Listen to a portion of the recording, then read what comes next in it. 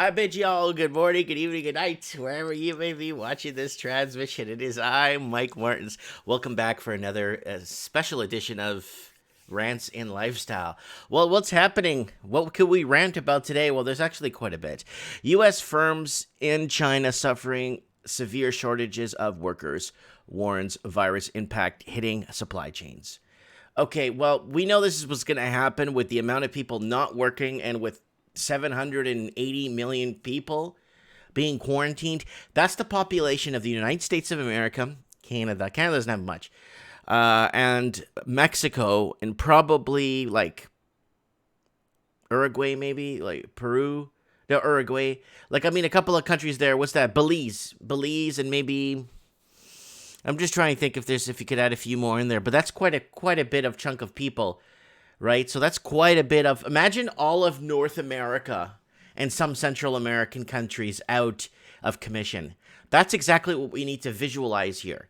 That's a lot of manpower, right? And yeah, okay, well, let's do this. The global supply chain Armageddon is happening. The economies of the world are more interconnected than ever. Well, let's fix this. Interconnected? No, more tied to China. If that or everything, all roads lead to China. There are many single points of failure in these complex and global operations, of which many of them originate in China. All ports lead to China. A new poll via Shanghai's American Chamber of Commerce, AmCham, discovered that 50% of U.S. firms operating in China say shutdowns of factories have impacted their global operations due to the COVID-19 outbreak, reported Reuters. About 78% of these firms warn that their staffing is currently short at the moment. So we had reports of people going back to work and halfway through the day, not feeling well and having to go home and self-quarantine. That's how bad it's getting.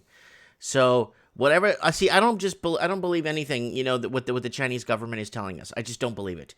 A lot of people are trying to message me, no, China's a capitalistic country. No, it's not.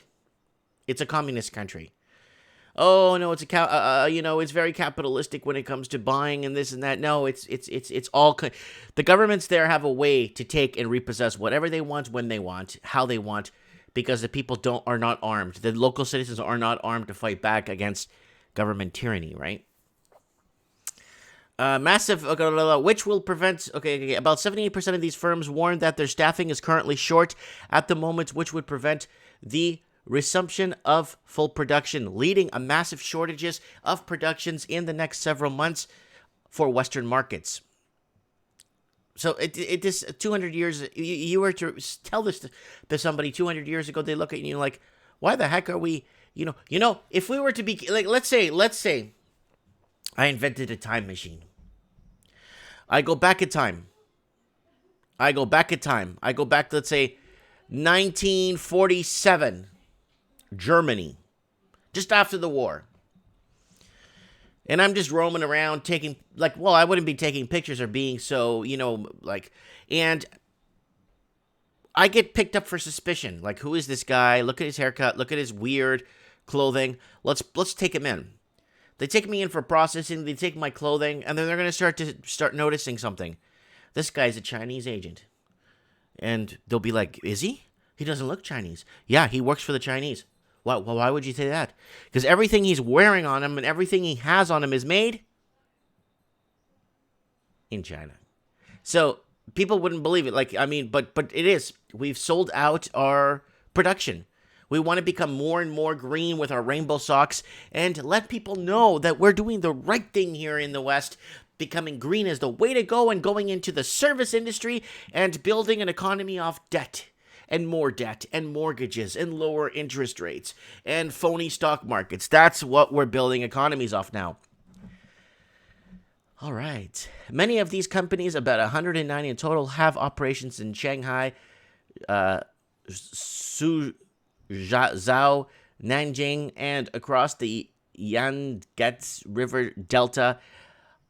Are regions currently experiencing mass quarantine of citizens, industrial hubs shuttered, and transportation network halted. for fear of, I guess, spreading the virus, right? The biggest problem is the lack of workers, as they are subjected to travel restrictions, quarantines, and the number two problem identified in the survey. Anyone coming from outside the immediate area undergoes a 14-day quarantine. AmCham President Kerr Gibbs. I would honestly go for 20 days just to make sure. 14 days is a little bit short end of the stick. I would wait maybe. I know it sounds like 20 days, Mike. Get a lot of reading material. Catch up on like stuff, TV shows on Netflix or something.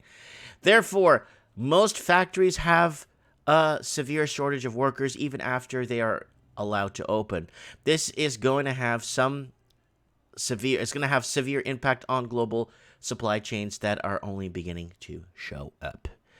As we noted earlier this month, many companies were slated for last Monday to resume production, with full production expected by the end of this month. However, that's likely not going to happen, throwing much of the world's complex supply chains into chaos. Now, we've become a consume nation. We consume and throw away. We're a throwaway nation more than we are a consume nation. We throw away more than what we consume, and that's what's been happening. And people need to get off this, I need to go and buy crap at wherever or online because I just need to feel good for myself type of thing. You need to stop with this kind of stuff. This needs to stop. This needs to, especially when you're buying it on credit or you're buying it on margin or however you're buying whatever you're buying, right? The economic impact of shutting down major industrial hubs in China with more than 400 million people in quarantine. Some reports actually indicate there could be 700 million. I checked, it was 780 million from what I saw. Is generating a massive shock that could tilt the global economy into a recession. These disruptions will cause world trade growth to plunge. Already, recession bells are ringing in Japan and Singapore, as it appears these two countries are on the brink of disaster. Japan and Singapore are feeling the pinch now with the CV here, and they're also feeling the pinch not too much because of the direct impact of the virus, but they're feeling it more because of the direct impact of the lack of parts. Whether it's auto assembly lines are not getting parts in that they need.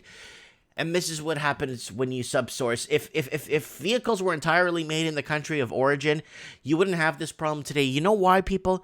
Because there would be a lot more people at work and a lot more people distributing parts, driving parts around to mechanic shops, and it'd be very different. You'd have more people working on these assembly lines because more of the parts will be made locally. I don't mind paying a little bit more for a well-made vehicle. We got into a discussion where people were saying, yeah, Mike, a car is more expensive than it was before because of the technology installed. No, if you look at Oldsmobile 442, 69 Olds 442, there's more metal in that car, and good metal too, not the cheap stuff. We're talking about good Pittsburgh steel, good metal in that car than all the technology you'd find in a Tesla value-wise. And chrome. Let me show you what an Olds 442 looks like so you could see what I'm talking about when it comes into the amount of metal, chrome, proper rubbers, resins, proper stuff. That is what I'm talking about, people. That is what I'm talking about. There's more material, quality material in here than there is in all that Tesla junk. Leather seats. Yeah, you're not getting something. You're not going to get this made today for under $150,000. You won't get this exactly to spec made. No way. The motor, the parts, the big block, the cast iron. No way. It's not going to fly. Cars today are more expensive, not because of technology. It's more expensive because the bureaucracy, red tape, taxes, tariffs, all that other jazz that comes with it. That's why. The economic impact of shutting down major industrial hubs in China. Well, okay, I read that. It has also been reported that the supply chain woes are expanding outwards from China. Moving from east to west, last month, several car factory plants in South Korea were crippled because they could no longer source parts from China. Several days ago, it was reported that the Fiat Chrysler automobiles plant in Serbia was halted because it ran out of parts sourced from China. It was also reported that General Motors could halt some operations in the U.S. because it soon might not be able to receive parts from China. As we noted on Saturday night, the world is witnessing the ugly end of globalization. Trade war and virus impacts and global supply chains have sent deglobalization into hyperdrive and could trigger the next worldwide recession. Here it is. Gross Sino-US trade flow. So here it is. Gross Sino-US. Sino would be like China, India, Pakistan, Asia, like the Sino area there. So here it is here. Let's just get to the meat and potatoes right there. You saw this. This is in 12 months. 12-month rolling sum, US in billions. So there it is. It's going back to a few months back when the trade war started getting real hot a few months ago. It's going back to that. Are we going to see like danger zones? Yeah, you know what? There's just too much fake economy going on. Nobody's got money. So something's going to have to give somewhere, somehow, some way. Something's going to have to. U.S. firms with severed operations in China are already working on a contingency plan to rework their operations out of Asia and bring more localized approach to sourcing parts. Now, here's the deal. It's starting with parts. Then it's going to start with all kinds of weird other stuff, like maybe pharmaceuticals, maybe packaging, maybe a lot of the packaging and packaging supplies come from China. So we got to keep an eye on that stuff because you're going to start seeing all kinds of stuff. Your basic shopping carts are going to have a problem. Shopping carts, you pull stuff. You're going to start seeing things like every area of every angle is going to start getting hit. Clothing, all kinds of stuff, right? And then parts to fix sewing machines if it's not being made in China, right? So it's an ugly thing. Well, Canada's been on the right page when it comes to it. Once we ran out of foreign investors to come and buy our housing, we got into the students and bringing in students and charging them triple the tuition and bringing in more students and wealthy students from China.